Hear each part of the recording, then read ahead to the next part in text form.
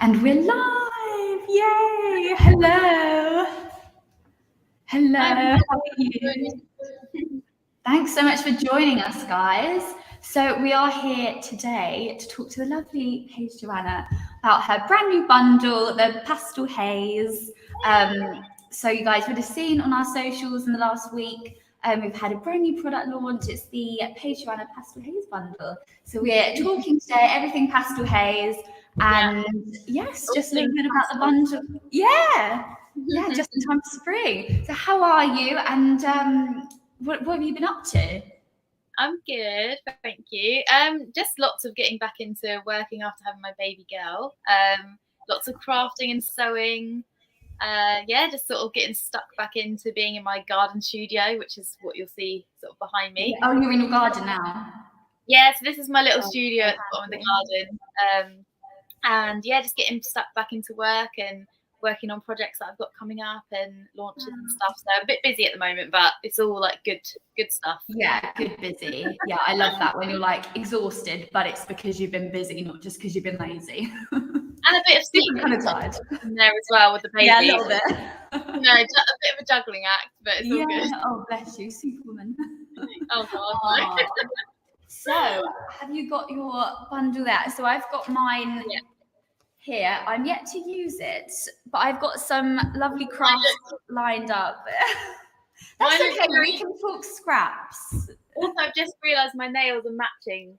I love that. Unintentional, but that just proves how much I love these colours. Yeah, always coordinated. Yes, mine are loved. Yeah. Oh, I love that it matches your office space as well. Your cushions are so nice next to it. If anyone's joining us today that follows my content on obviously my channels, they'll know that I'm just like the pastel queen. That's like my thing. Yeah, I love that. Has that like evolved, or has pastels always been your thing? It's definitely, I feel like it's definitely evolved. I feel like the past 2 or 3 years is when I've like really like embraced just the same color palette. Yeah.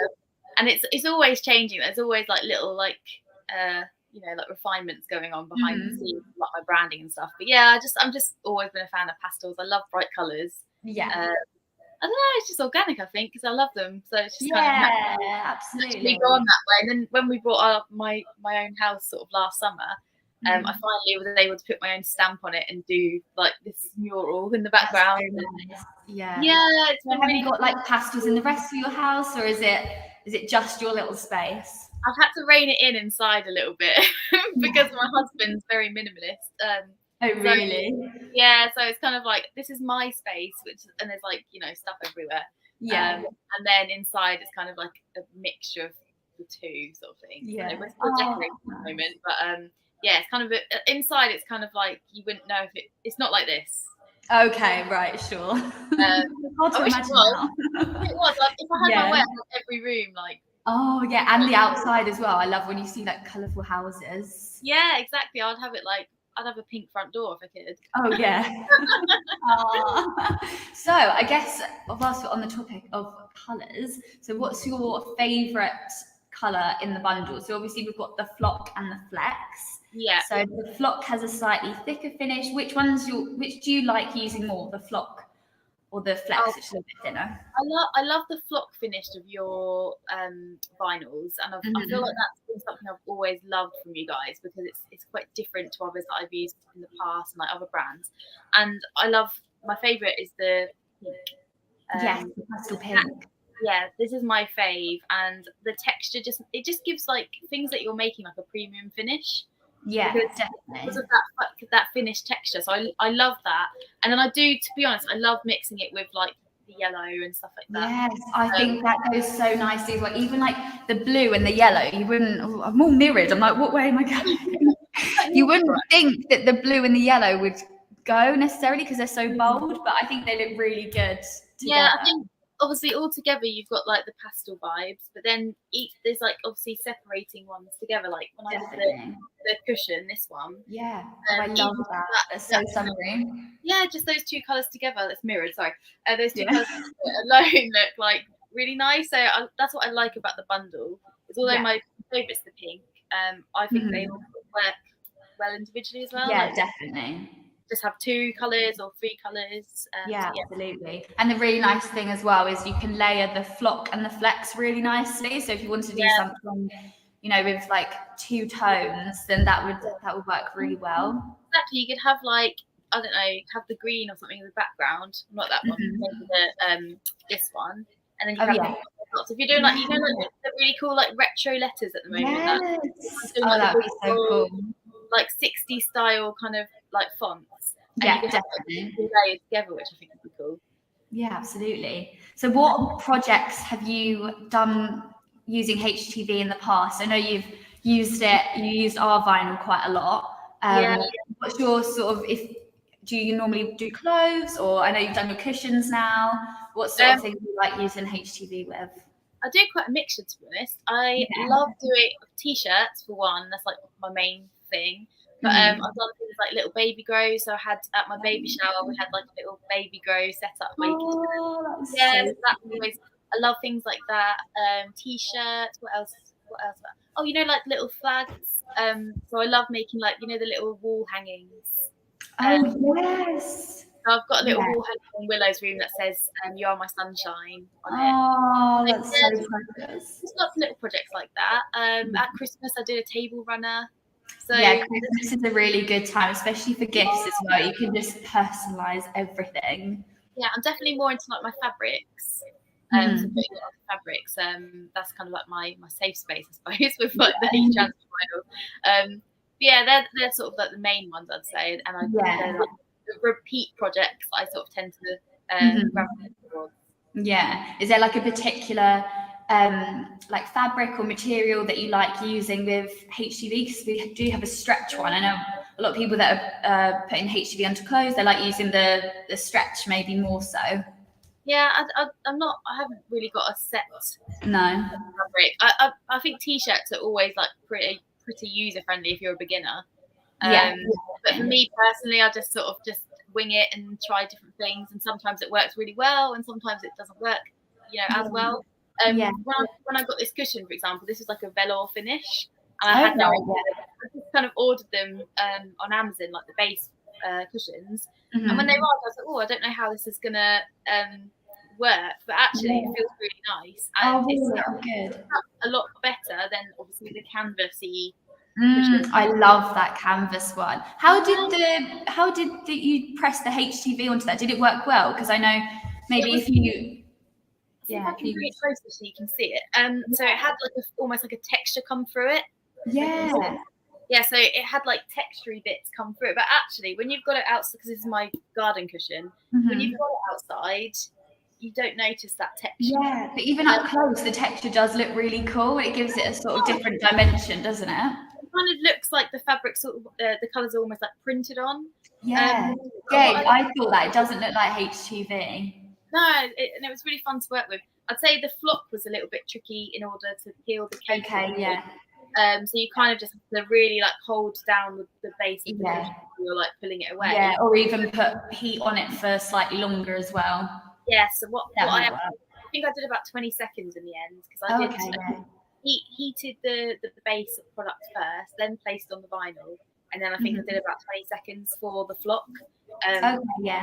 Still 10 seconds for the other one, but yeah, it's about 20 for the flock on this, because I kept going to do it, and it was just like peeling off it, you know, so it took a little bit more stubborn than the other one. That's all right. It turned out wonderfully in the end. It looks lovely. So what have you got any tips for using HTV? I know you sort of touched on there pressing for a little bit longer, or any mistakes that you've made that maybe you haven't spoken about in the past? Oh yeah, the one mistake I always do is putting it shiny side down. Ironing it, and then it sticks to the iron or the paper, and that just frustrates me more than anything, because it's like a waste. And also, I feel like when you make mistakes like that, it's like, what am I doing? Like, I should know better.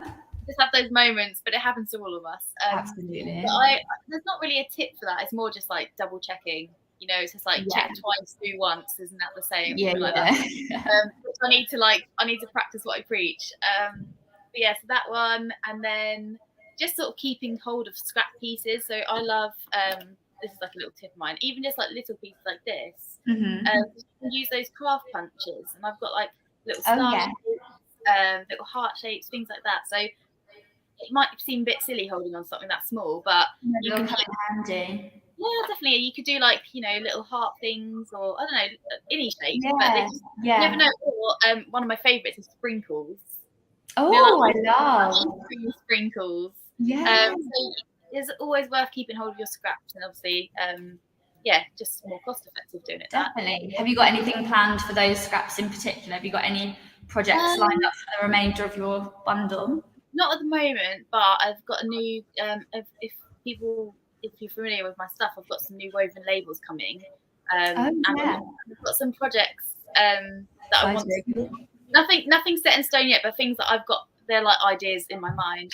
Yeah. I'm like, right, I want to make this to go with that.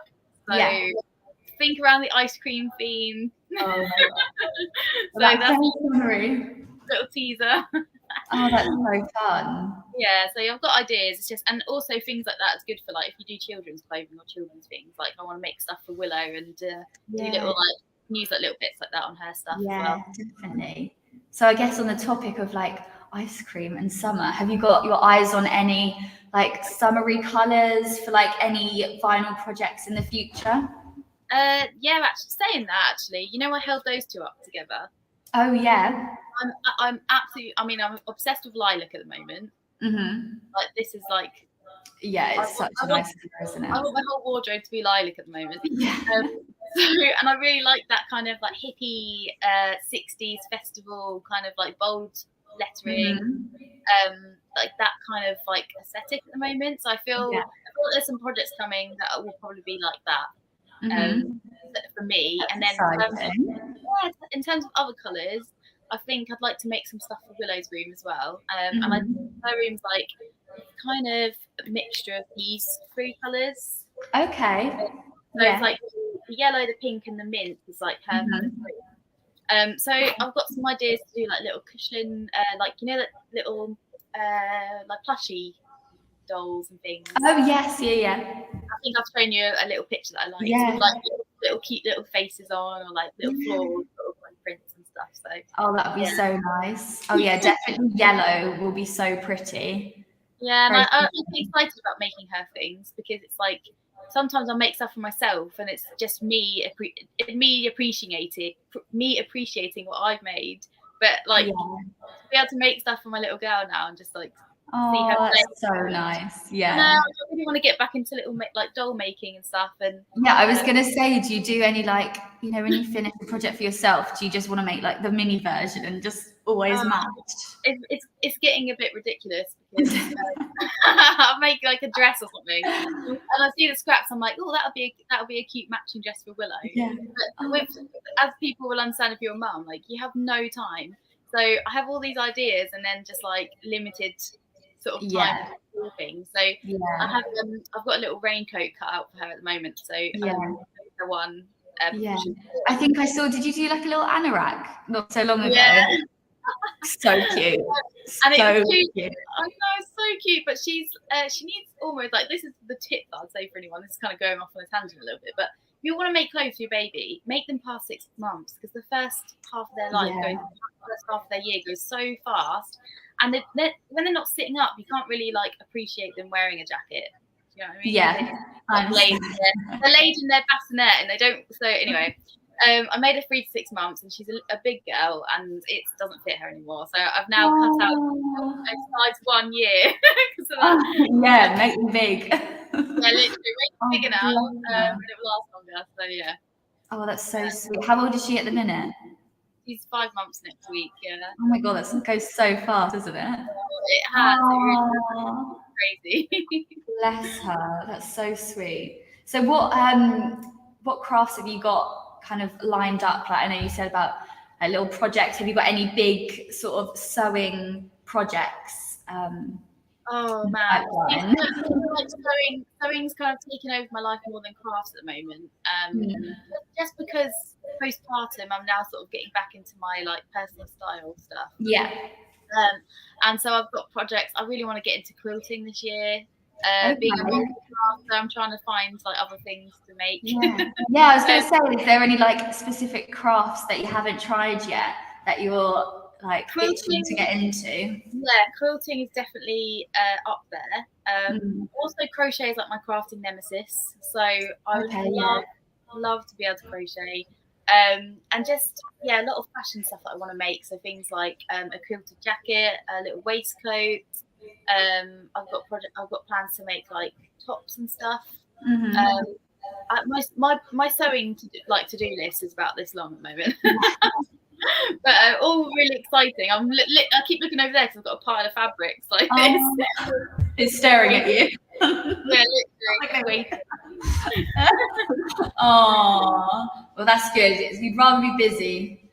Be busy than not having stuff to do. So that's good. Yeah, there's always something to make, isn't there, as a crafter? I feel like it doesn't matter what you're doing, whether it's redecorating your house or you've got a birthday coming up. Like I think 4 of my friends are turning 30 this year. Yeah, I love making personalized presents for people as well. So there'll be probably tons of that happening. Yeah. Oh, that's nice though. Oh, that's good. I think it always means more as well when someone's made a gift, doesn't it? I like to think so, but they obviously would tell me otherwise. They just keep getting the handmade gifts. Like stop it now.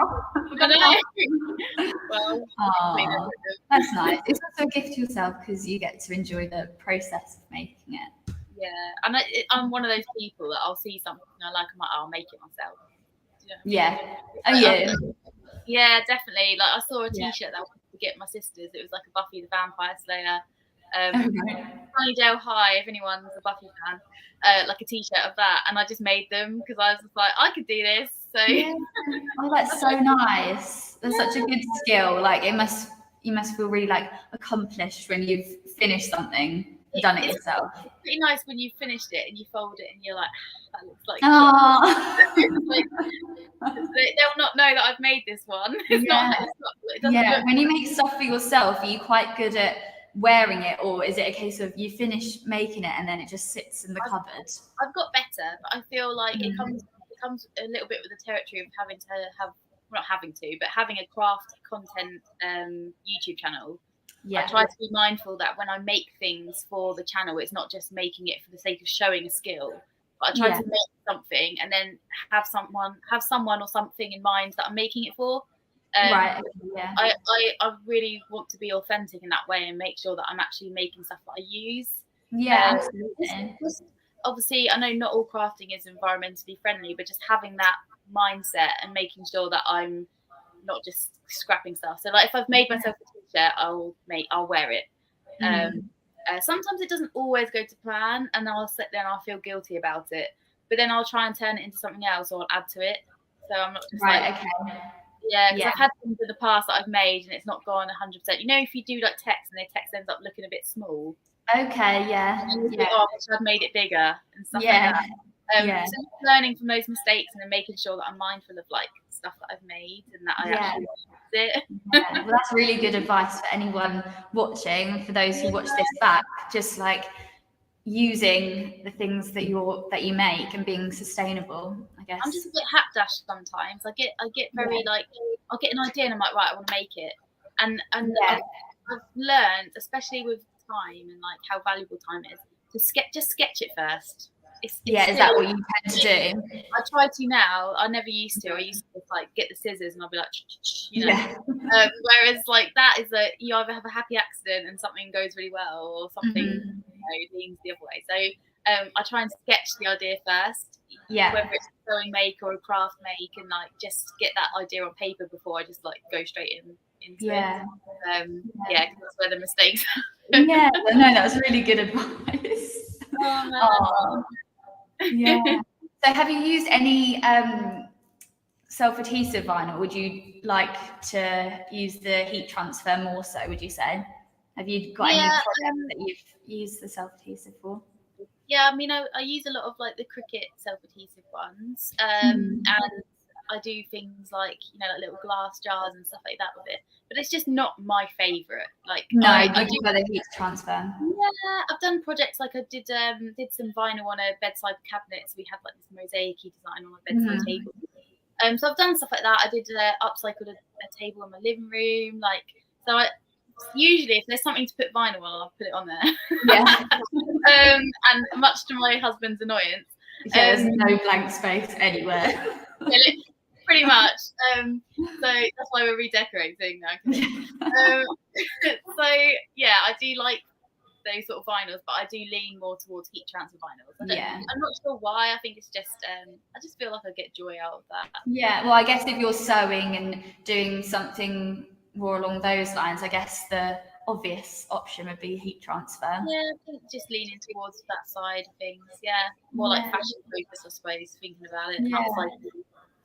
Yeah. Oh, it was so nice talking. So I will put a little discount code for the for your Pastel Haze bundle in our online newsletter for this week. So anyone watching this back, you will get 10% off the bundle. So make sure you subscribe to the newsletter. I'll put the link to everything in the description and all my socials. So yeah, thanks for having me on. And yes, I'm sure we'll speak very soon. Bye. Bye.